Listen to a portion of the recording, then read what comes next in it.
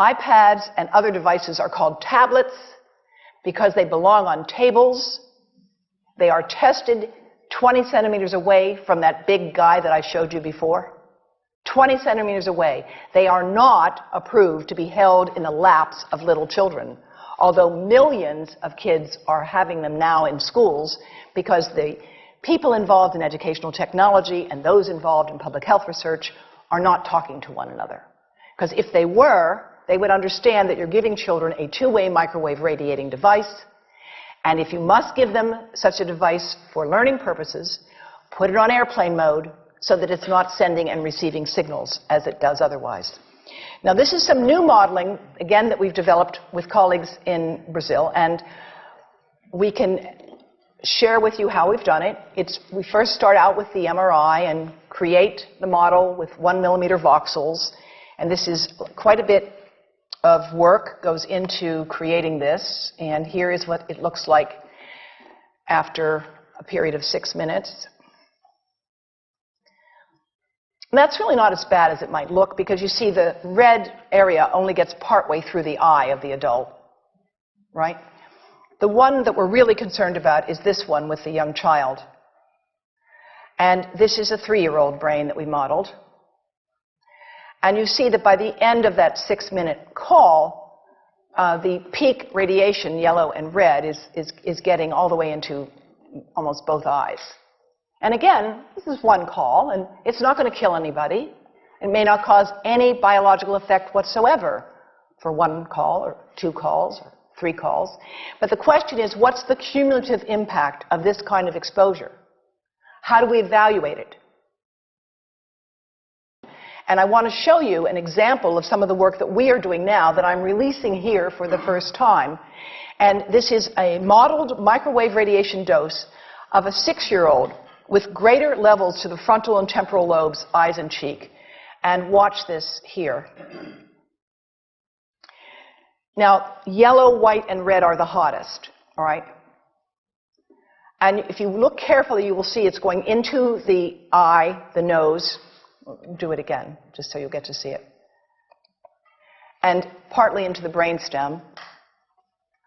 Now, that's just showing you that there's going to be some exposure into that area of a young head. It doesn't tell you that there's any biological effect, right? Now, the next slide is going to show you something that might be of interest to students and faculty here. And that has to do with exposure to the reproductive organs. We call them the gonads. I think you say the testicles. And bone marrow. And look here at the radiation as it gets into the groin area. And that's just from having a mobile phone modeled into the pocket. And this, again, is based on a normalized SAR with I think we had a dipole antenna. Now, the breast. The breast is mostly fat, contains a lot of fluid. Things that contain fat and fluid cook faster in the microwave oven. Now, a cell phone can't cook anything, all right? Mobile phones do not pop popcorn. That was a fraud.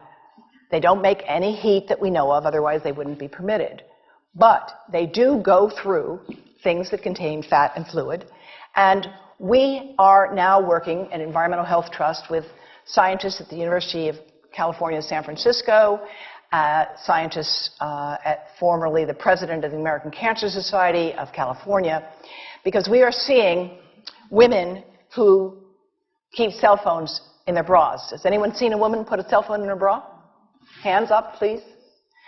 Please tell them you've heard now why they shouldn't do that. And here I want to show you our first case report from 2009, and we now have many more. This was a Chinese-American woman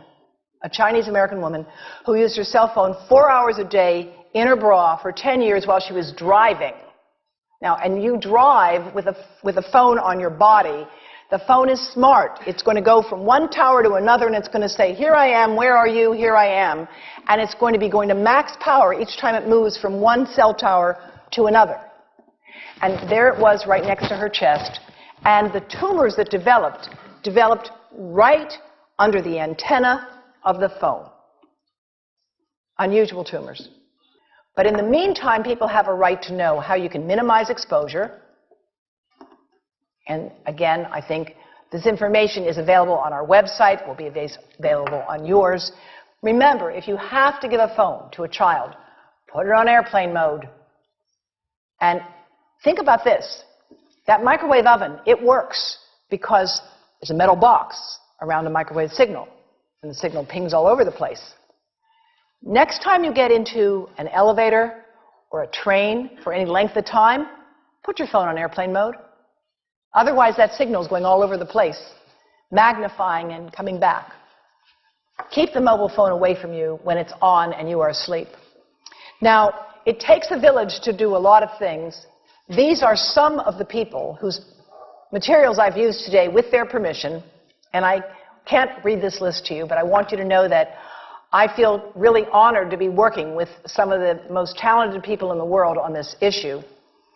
And they have given me permission to share these materials with you. And I leave you with this thought from Albert Einstein.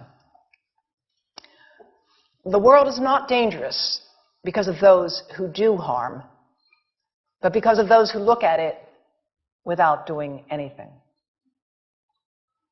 So, thank you.